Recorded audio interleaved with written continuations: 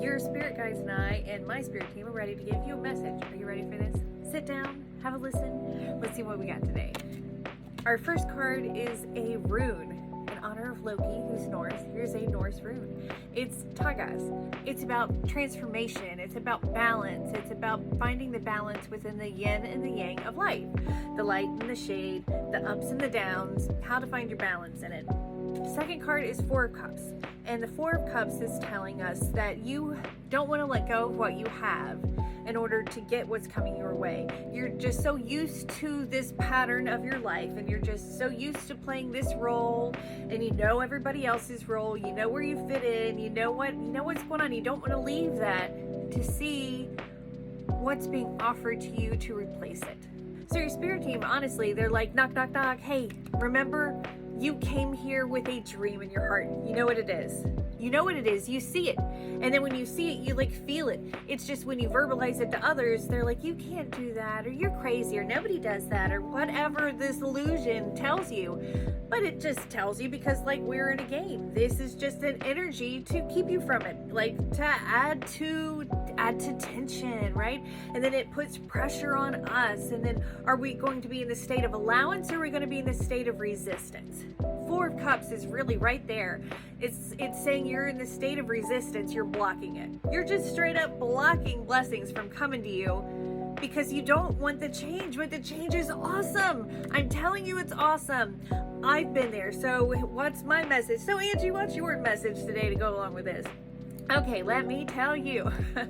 So I went to college. I have a Bachelor of Science in Computer Science, and I got a good job in corporate America. I worked at Procter & Gamble. They sold our division, and you can't apply for a job at P&G again. And it was like this, like, that was like a goal of mine, is to like work at P&G and to like retire from P&G. Like, I don't know if you know who that is. That's like a big deal in Cincinnati. I wanted to be part of that big deal, but it collapsed. I wanted to be married and have kids, so I went through in vitro fertilization to have kids with someone I thought was the right person to have kids with, and it wasn't. I went through all this stuff to have things just be very difficult for myself when I didn't need to be doing all this stuff. But then I put myself in this uncomfortable position, but I wanted out.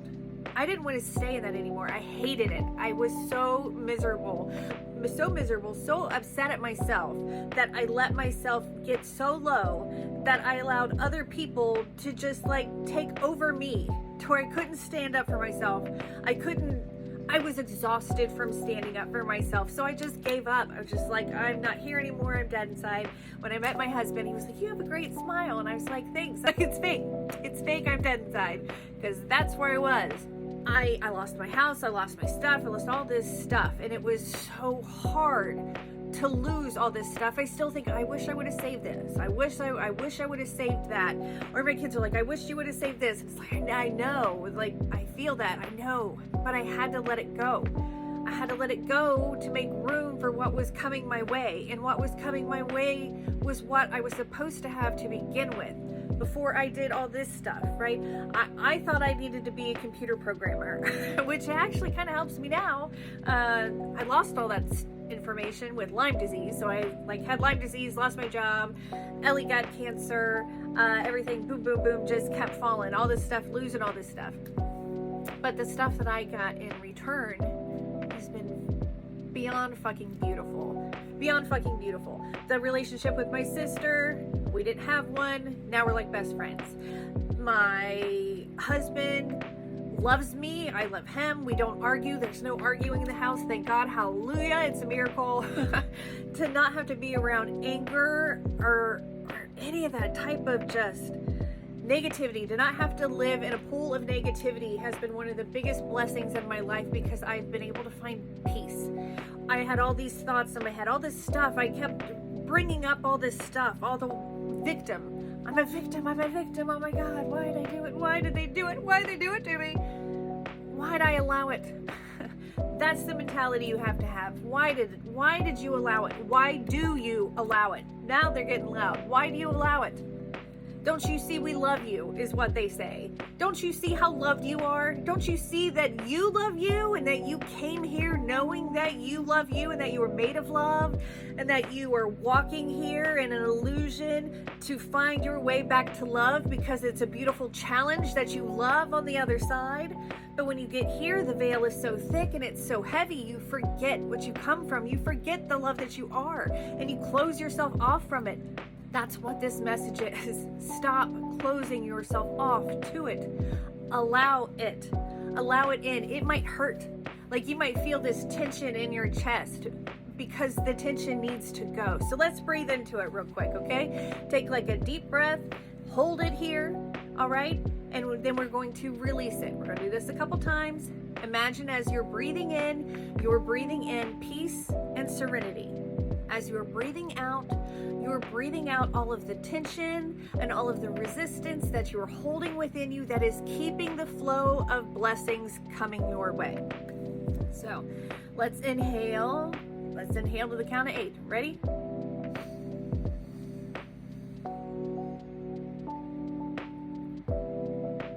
Hold.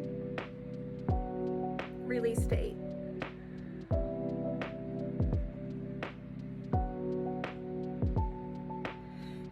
Count 8.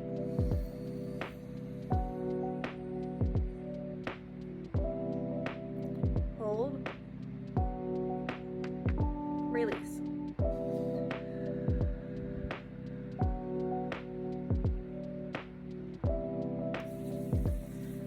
All right, rub your hands together. Build them. Build it up. Feel that energy. You are that. You are that. You are love. You are energy. You are safe. You are okay. You are allowed to step out of this comfort zone, which is actually more uncomfortable for you than you will allow yourself to know right now because your ego is blocking it. So you have to say, ego, I don't want this as my life anymore. I know something better is out there for me, so you no longer need to protect me as I step out of my comfort zone and I step forward into the dream that I have for my life that I know is true, that I know is on the other side of my resistance. Perfect message. I hope that it blesses you. I hope you allow yourself to question your ego and to remind yourself, I am not the body. I'm not even the mind. Anytime your ego starts to get loud about any kind of nastiness, it's like, hush that shit up. You hush up. So thank you for being here. Thank you for listening to us, your spirit guides again. Super excited that you are here. Please continue to show up. So as long as you are willing to show up, sit down, open up an ear, open up some eyes, open up your heart and your consciousness, and allow whatever crazy's coming out of our mouths to come into you. Oh, let's just knock on that ego just a little bit. Just let it knock a little bit. Okay? Know that you are unconditionally loved and adored by the creator of the universe and spirit guides and all kinds of astral beings and wonderful beings and our divine team of Lazarus and Lucian and Michelle and I and all of us. Thanks for joining us on our special kind of special journey. What kind of special do you guys have? Tell us in the comments. I will see you tomorrow. Much love.